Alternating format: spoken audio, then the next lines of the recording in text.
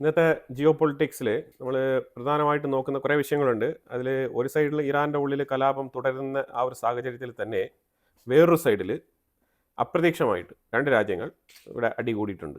സെലൻസ്കിയുടെ ചില ആക്രമണം, അതായത് ക്രെംലിൻ എന്ന് പറഞ്ഞ ആ ഒരു പാലസിനെ തന്നെ ടാർഗറ്റ് ചെയ്ത് ആക്രമണം നടത്തിയതായിട്ടുള്ള വാർത്തകൾ പുറത്തു വരുന്നുണ്ട്. അപ്പോൾ ഇത് രണ്ട് തരത്തിലാണ് ഇത് വിമർശിക്കപ്പെടുന്നത്. ഞാൻ അതുകൊണ്ടാണ് ഇതിനെക്കുറിച്ച് കൂടുതൽ ഇതിന് മുമ്പുള്ള വീഡിയോയിൽ അപ്ഡേറ്റ് ചെയ്യാത്തത്.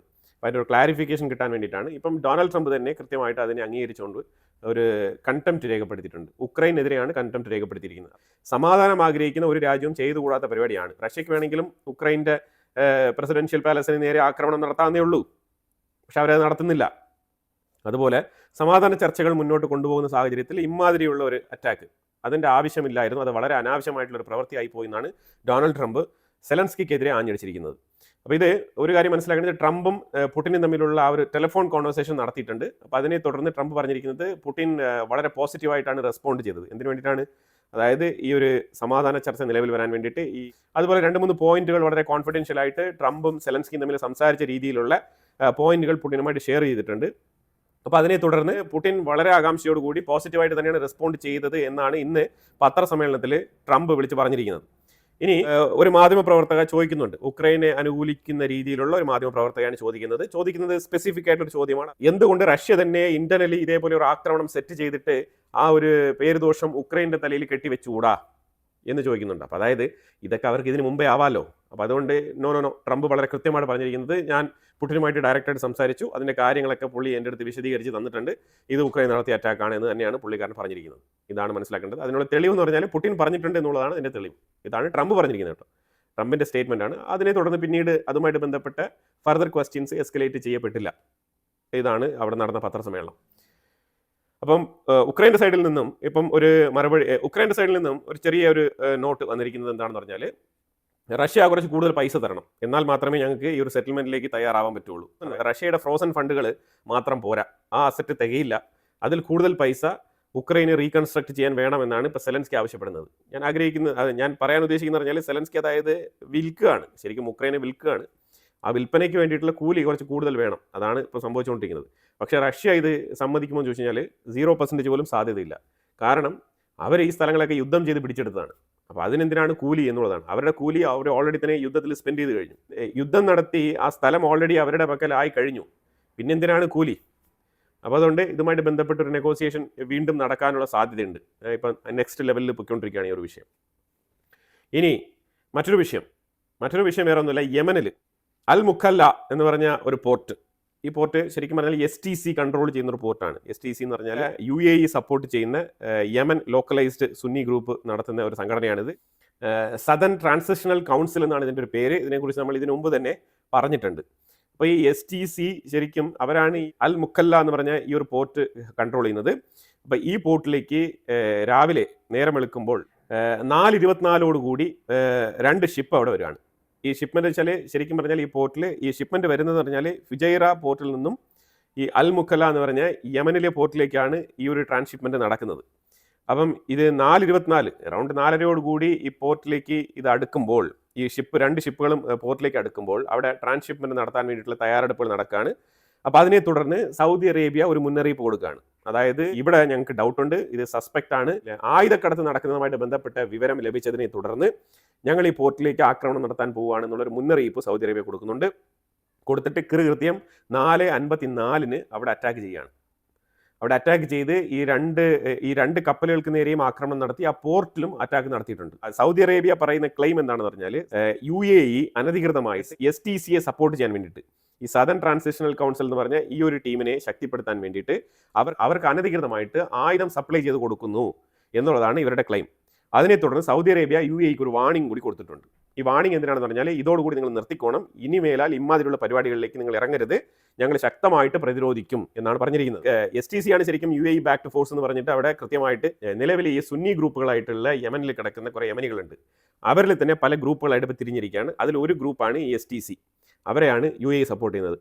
മറ്റൊരു ഗ്രൂപ്പുണ്ട്, അവർ താരതമ്യേന STCയെക്കാളും കുറച്ചുകൂടെ ബലഹീനരാണ്. കാരണം സൗദി അറേബ്യ ആ രീതിയിലുള്ള സപ്പോർട്ട് അവർക്ക് കൊടുക്കുന്നില്ല. രണ്ടാമത്, സൗദി അറേബ്യ ഡയറക്റ്റ് ആയിട്ട് അവിടെ ഭടന്മാരെ വിന്യസിക്കുന്നില്ല, അതിന് പകരം പാകിസ്ഥാനികളെയാണ് അവിടെ ഇറക്കുന്നത്. അപ്പോൾ അതുകൊണ്ട് അവർ കുറച്ച് വീക്ക്ഡ് ഫോഴ്സാണ്. അതേസമയം STCക്ക് UAE കട്ട സപ്പോർട്ട് കൊടുക്കുന്നുണ്ട്, നല്ല രീതിയിലുള്ള ബാക്കപ്പും ചെയ്യുന്നുണ്ട്.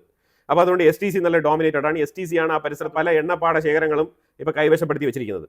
അതിനെതിരെയാണ് ഇപ്പോൾ സൗദി അറേബ്യ കിടന്ന് മത്സരിക്കുന്നത്. സൗദി അറേബ്യയ്ക്കുള്ളിൽ ഒരുപാട് എണ്ണ ഉണ്ടല്ലോ, പിന്നെ എന്തിനാണ് യമനിലെ എണ്ണയും കൂടി സൗദി അറേബ്യയ്ക്ക് വേണ്ടത്?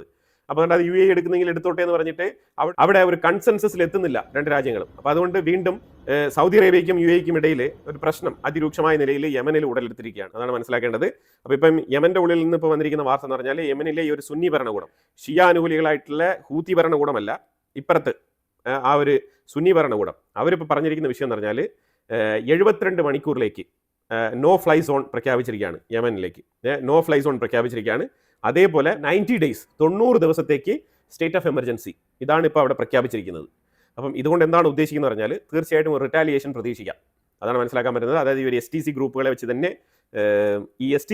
വെച്ച് തന്നെ വളരെ ശക്തമായ രീതിയിൽ UAE തിരിച്ചടിക്കും. അതാണ് ഇപ്പോൾ മനസ്സിലാക്കാൻ പറ്റുന്നത്. അപ്പോൾ സൗദി അറേബ്യയ്ക്കും ഈ ഒരു STC ഫോഴ്സിനുമുള്ള ആ ഒരു യുദ്ധം കൂടുതൽ രൂക്ഷമാകുകയാണ്.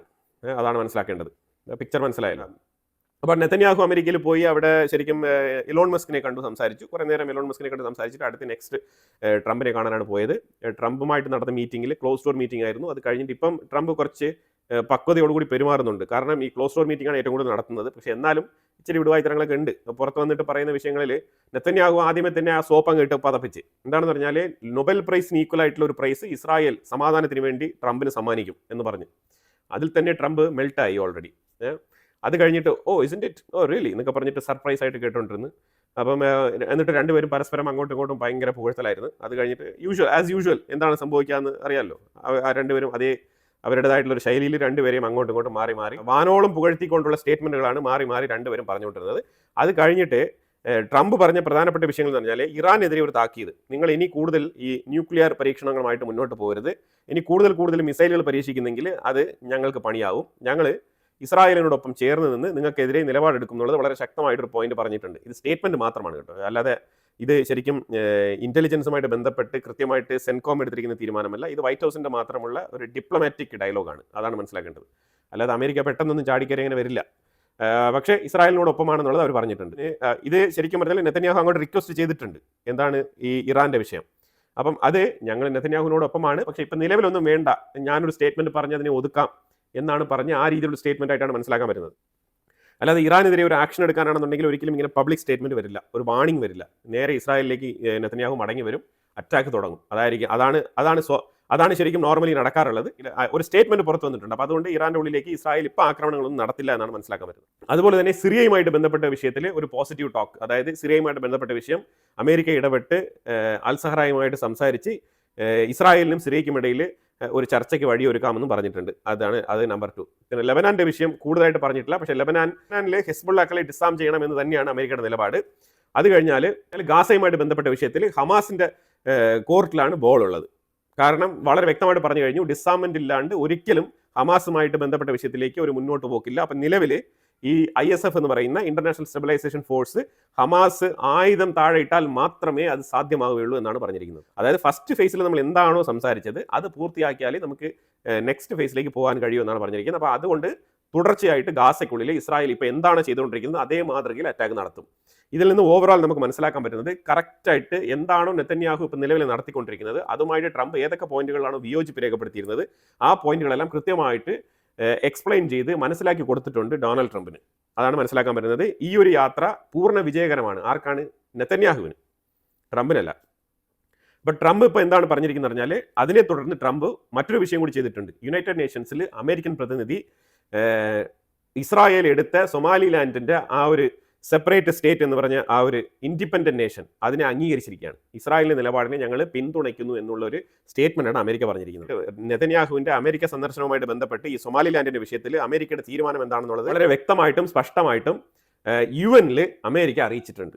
സൊമാലിലാൻഡ് ഒരു സെപ്പറേറ്റ് രാജ്യമാണെന്നുള്ളത് ഞങ്ങൾ അംഗീകരിക്കുന്നു ഇസ്രായേലിനോടൊപ്പം എന്നുള്ളൊരു സ്റ്റേറ്റ്മെന്റാണ് അമേരിക്ക പറഞ്ഞിരിക്കുന്നത്. ഇത് ശരിക്കും കോളിളക്കം ഉണ്ടാക്കുന്ന ഒരു സ്റ്റേറ്റ്മെന്റ് തന്നെയാണ്. പക്ഷേ അറബ് രാജ്യങ്ങൾ എല്ലാവരും തന്നെ ഹെൽപ്ലെസ് ആണ്. ഇതിനെ എതിർത്തുകൊണ്ട് ചൈന അവിടെ തന്നെ തന്നെ തിരിച്ച് മറുപടി പറഞ്ഞിട്ടുണ്ട്. ചൈന പറഞ്ഞിട്ടുണ്ട്, ഞങ്ങൾ ഇസ്രായേലിനോടൊപ്പമല്ല, സൊമാലിലാൻഡിനെ ഒരു സെപ്പറേറ്റ് നേഷനായിട്ട് ഞങ്ങൾ അംഗീകരിക്കുന്നില്ല, അതേസമയം ഞങ്ങൾ സൊമാലിയയോടൊപ്പമാണ് എന്നുള്ള നിലപാടാണ് ചൈനയുടേത്. അത് തീർച്ചയായിട്ടും അമേരിക്കൻ നിലപാടുകളെ എതിർത്തുകൊണ്ടുള്ള നിലപാടായിരിക്കും എപ്പോഴും ചൈനയുടേത്.